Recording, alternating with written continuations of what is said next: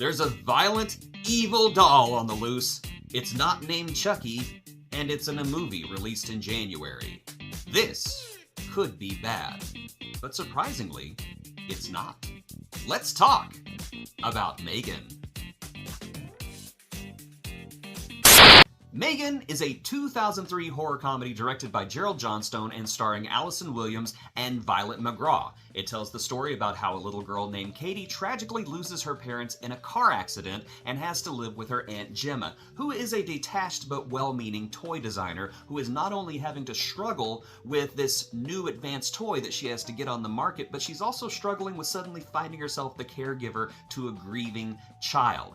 And so, Gemma decides this is the perfect opportunity to introduce her niece to M3GAN, a prototype android doll that watches and learns as it interacts with the user that it bonds with.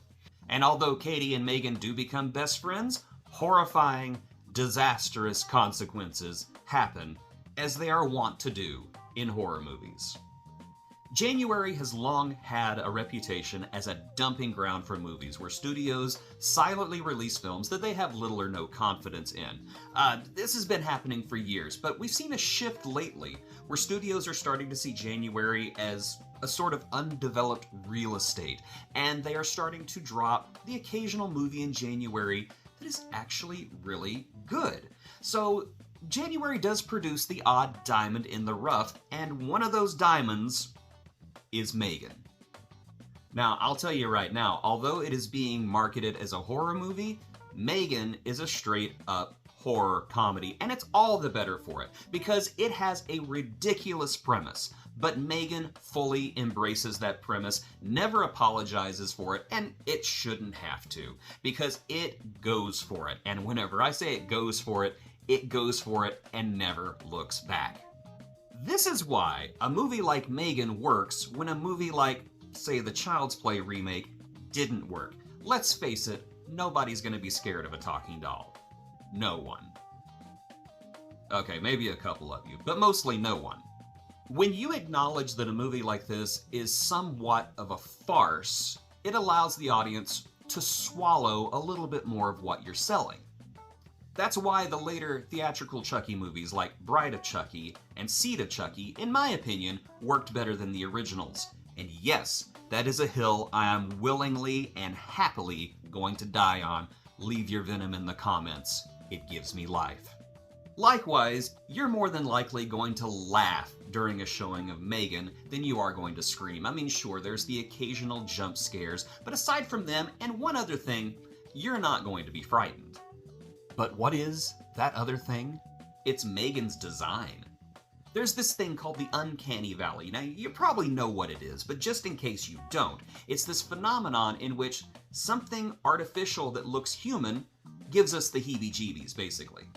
That's why early attempts at photorealistic human CGI characters made us feel uncomfortable. Looking at something like, say, Final Fantasy, The Spirits Within, or even The Rock in The Scorpion King, our human eyes look at them and we think, that's not right, I don't like that. It's just something that we can't accept. Now, M3GAN is not a CGI creation. This is an on-set puppet, or animatronic, or whatever you want to call it.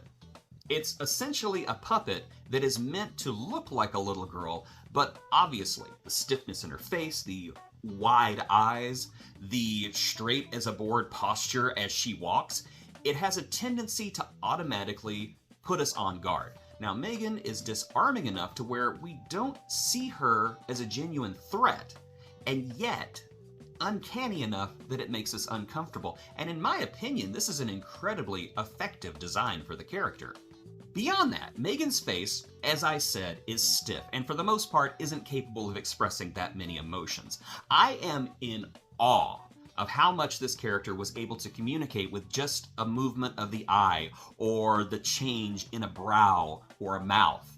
This is amazing puppetry, simply amazing, and I fear that not enough people are going to recognize it simply because it is so understated. We are in a special effects age where the puppetry or even CGI additions could have made M3GAN's face as expressive as my face or your face.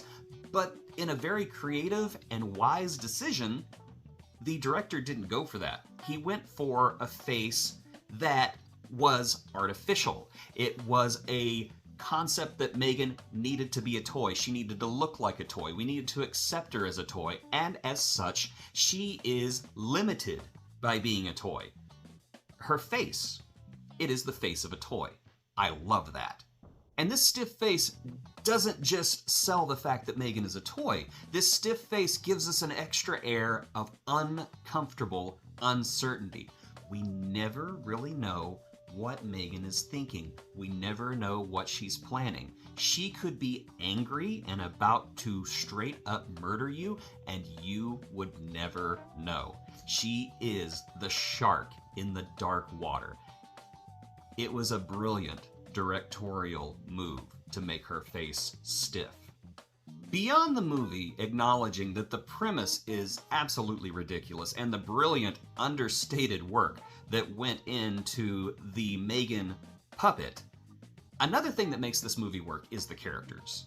You become invested in the struggle of Gemma. You become invested in the struggle of Cady through their highs and lows, progress and setbacks. This is a pair of characters you find yourself caring about.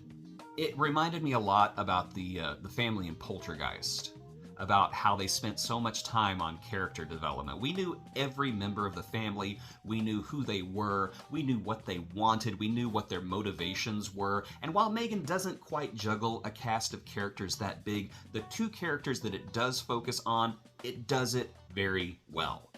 Characters like this are what keeps a movie like M3GAN with you after you leave the theater. Gemma, Cady, and yes, even M3GAN. Despite the things that this technological tyke does, you understand why M3GAN does it. Her motivations are never out of the blue. You witness the evolution of Polly Pocket into Chucky. And it makes sense.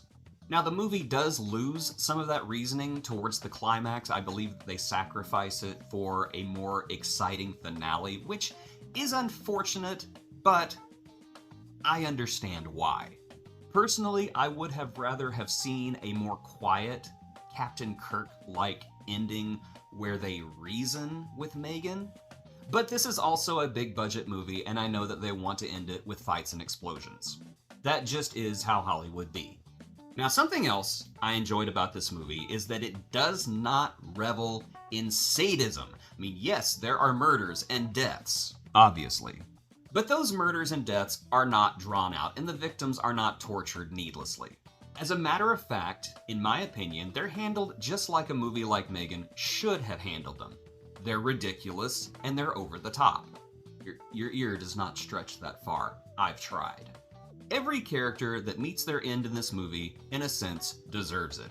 M3GAN comes off as a moralistic, avenging angel, a lot like Jason Voorhees in the Friday the 13th movies, ready to eke out justice at all those who have done wrong.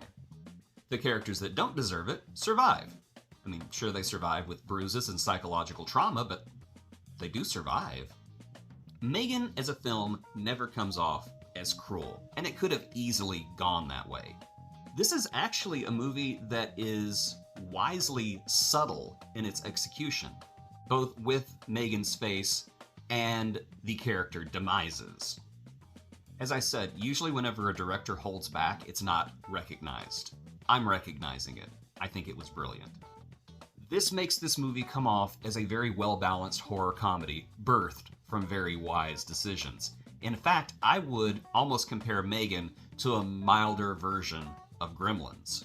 And given the sequel tease and the developments that we saw in this movie, I kind of see them going in that direction with a follow-up. And if it goes the way that they're hinting and the way that I have interpreted, let me tell you, I'm all here for it. I'll be the first in line to buy a ticket. I thought M3GAN was a very pleasant surprise. It's a wholly competent horror comedy that made me laugh and kept me interested. And most shockingly, has stayed with me after I've left the theater long after other movies of this type have just evaporated from my brain. It brings me hope that perhaps January isn't the teetering trash pile that we're used to it being, and in the future we can see more movies like M3GAN emerge from the ground like daisies in a field fertilized by past failures. I fully recommend M3GAN. It's the best movie that I've seen in 2023. It's also the only movie I've seen in 2023, but hey, a victory is a victory.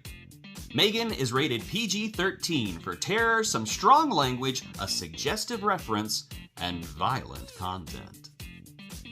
Thank you so much for watching all the way to the end. I know that you're used to seeing me in vertical shorts, and I'm trying to graduate to horizontal YouTube. So if you like this and you want to see more, please like and subscribe to my channel. I would truly appreciate it, and I'll be your friend.